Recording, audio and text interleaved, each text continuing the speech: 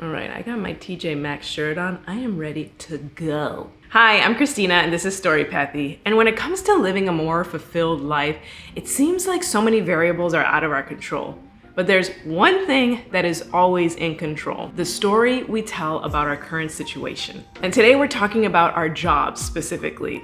So let's say you have a job that's okay. Maybe your boss isn't clinically insane. You get along with your coworkers and the work is meh, but not hard. But there's this nagging feeling that you could do so much more. Maybe you want to be a full-time creative or start your own business, but now maybe isn't the time. So this video isn't going to help you figure out when is the right time, but it is gonna help you figure out how you can make the most of your current time. These are my top 4 tips that have helped me make the most of my current job situation while I was working on my next move. Number 1, think and write down all the ways that you can practice skills in your current job that will help you in your next move. When I was working in a full-time job as an advertising media buyer, I was also juggling being an actor, writer, and content creator. But I was so good at my job and I built the trust of so many people that I was able to dip out to auditions, rehearsals, etc. whenever I needed to, as long as I got my work done. Looking back, I realized that I took any chance to present in front of clients and colleagues as a chance to practice my performance and just leak a little bit of my personality into what was seemingly boring slides of stats and data. And I found that this not only strengthened my relationships with my clients, it helped me continue to get that leeway at my work to pursue my other passions and interests. Because people looked forward to hearing what I had to say, and never knew when Christina was gonna slip in a little joke. So see how you could take advantage of your current work situation to work on skills that will help you in your other passions and your next move. Number 2, learn a new skill from another department.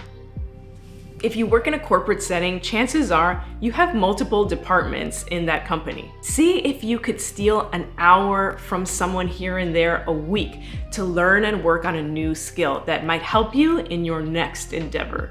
When I was working in advertising, I would sit down with folks to see how I could make my presentations look better and more eye-catching and appealing.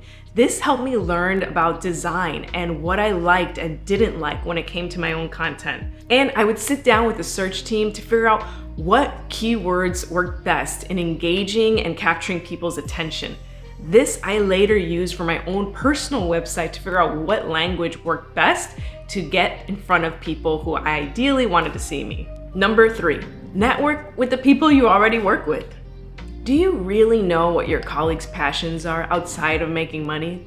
Say yes to that happy hour, ask for that virtual coffee break, and really get to know the people you surround yourself with every day. This will not only provide you with some sense of relief from your everyday work routine, but it'll also help you strengthen relationships with folks who you never know might be able to help you with your next passion or project. Number 4, be vocal about your passions and interests. Now, I know this might seem like controversial advice or just straight out bad advice, and only you know what will work best for you. But this has really worked for me and tons of other friends and colleagues who are trying to do the same thing.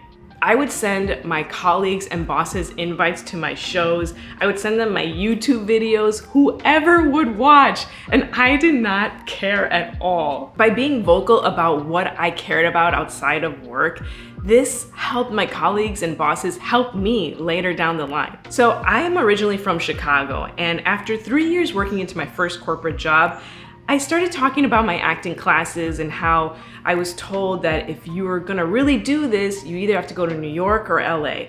So I started talking about how I was interested in New York and how they have a big theater scene and acting scene. And eventually I got put on a client that was based in New York City. So I got to visit New York for free and go on presentations and meetings. And I eventually got asked to transfer to our New York City office, literally a week before I was gonna put that request in. If I hadn't been vocal about what I enjoyed, I may not have even been a thought in my boss's mind when it came to this opportunity. So these are the top things that have helped me make that transition from my corporate job into what I do now. And there's so much more that I want to share, and I will share, don't worry. But I hope that these help you find more fulfillment in your current job situation while you're working on making your next move, because I believe in you. You could do it. Let me know any questions or comments you have below. And thanks for watching.